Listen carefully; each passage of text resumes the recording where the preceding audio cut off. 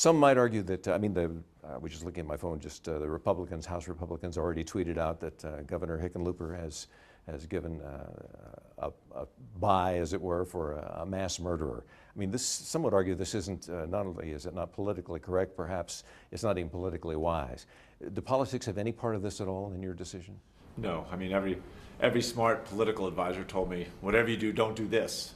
But, you know, you make a lot of these decisions not on the basis of politics, but on the basis of what's right, what's moral and just, what's the best thing for the state of Colorado. Did you equivocate here at all by not granting clemency and going the other way, where the door is still open for somebody along the line to execute Nathan Dunlap? Well, we wanted to, I mean, I had a hard time between, you know, respecting the laws of Colorado, the people of Colorado, all the people who sat on juries, the expert witnesses, the defense attorneys, the prosecution attorneys. I mean, they all put in a tremendous amount of time, and I think to a certain extent you do disrespect them if you come in and just, you know, say, well, I think differently.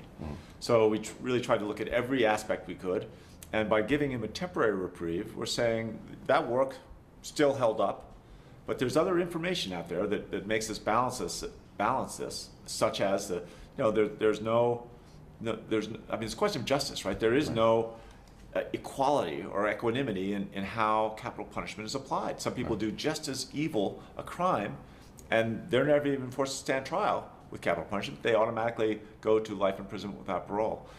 You look at all the issues around why some and why not others were very difficult. The Arapahoe County DA saying that justice in this case would be death for Nathan Dunlap. I assume you've had a long conversation with him, and what we understand is that it seems to be, the word of appalled doesn't come to mind, but he seems to be stunned and bewildered by it. Well, and I understand, I spent enough time with him that I understand. I mean, the public doesn't understand, and for some people it doesn't make a difference. For me, it made a difference. The fact that there's no study that demonstrates the deterrent value of capital punishment. In other words, if you have the death penalty, you don't have less likely to have a murder, right? That's what I always thought. That's what I was always told.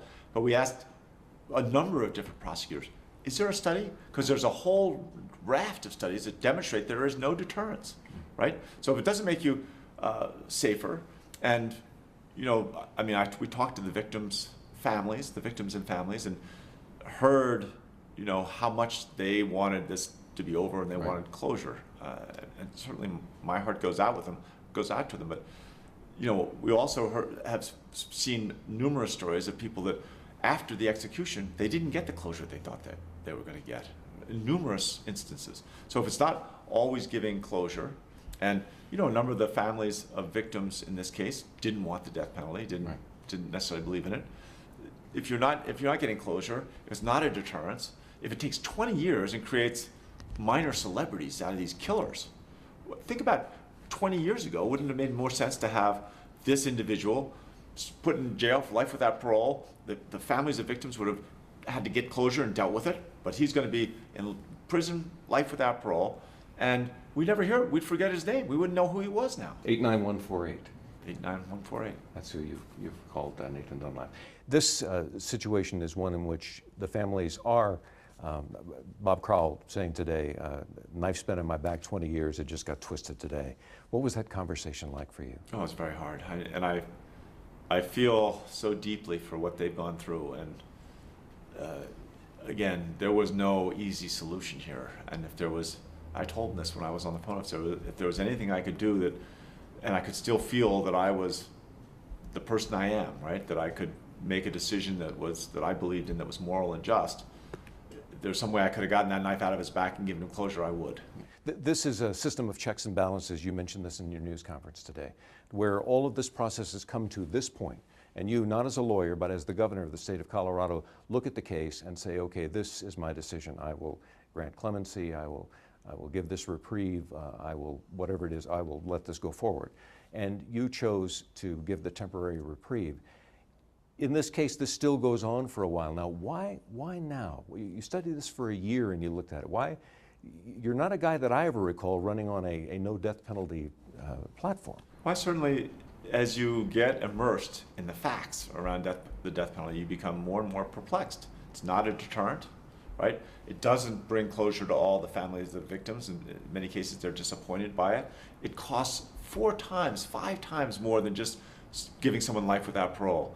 So why are we doing it? Is there a benefit that comes from me saying yes, from me executing this criminal, right? And I couldn't find it. And I think, we had another 65 or 75 days to make the decision.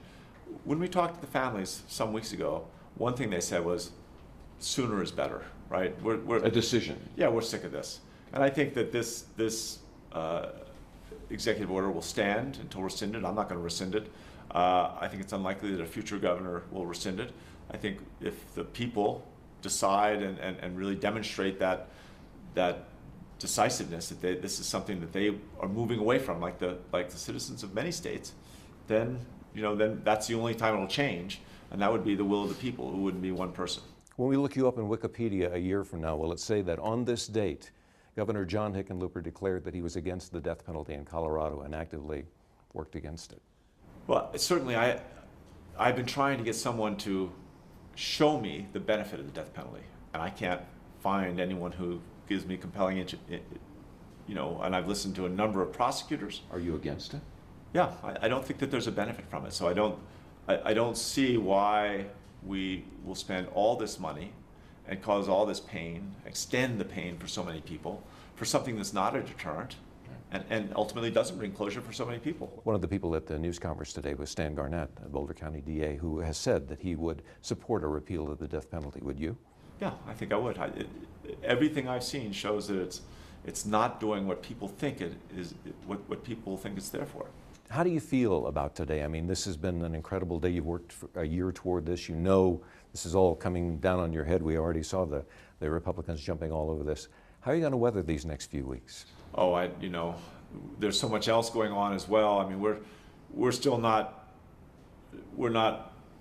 distracting our vision from, we got to create jobs, we got to help make the state more business friendly. We are very focused on everything we've been doing, and we're going to keep doing. So, I mean, this was a hard decision because people feel so deeply about it. I felt so deeply about it. I mean, I reached out to faith leaders and talked to politically wise individuals. I talked to old friends who I just know and trust their judgment. Right. I mean, I invest a great deal of time, but at the same time, the state's moving forward, right? And we're growing. We're building jobs. We've got to reform our education system. We've got to, make sure that we have a transportation system that works. We've got to figure out how to start controlling costs around healthcare. None of that's going away. So right. Tomorrow morning, I'm going to get up and get right back in the saddle and start working as hard as I can on those things. And what are you going to say to those who will say John Hickenlooper, governor of Colorado, is soft on crime? Well, I don't think that, certainly as my record as a mayor or as a governor, we've ever been soft on crime. What we're trying to do is figure out what are those systems that work. And when someone's gone off the tracks and done something wrong, what's the right punishment, right? And there are those that will say, well, this is just indications of him being a softie. I would argue that's wrong. Before we finish up, is there one thing that you would like to say if you were talking to the folks at home right now about other than what you said in your news conference today about your decision and how we move forward from this point?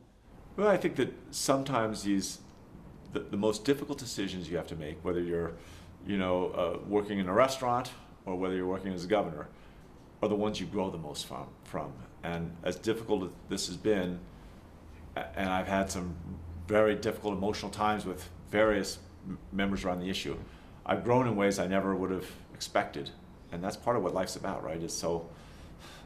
If there's a silver lining from all of this, I think I understand crime and punishment at a much deeper level than I ever did, and I think it makes me a better person, hopefully a better governor.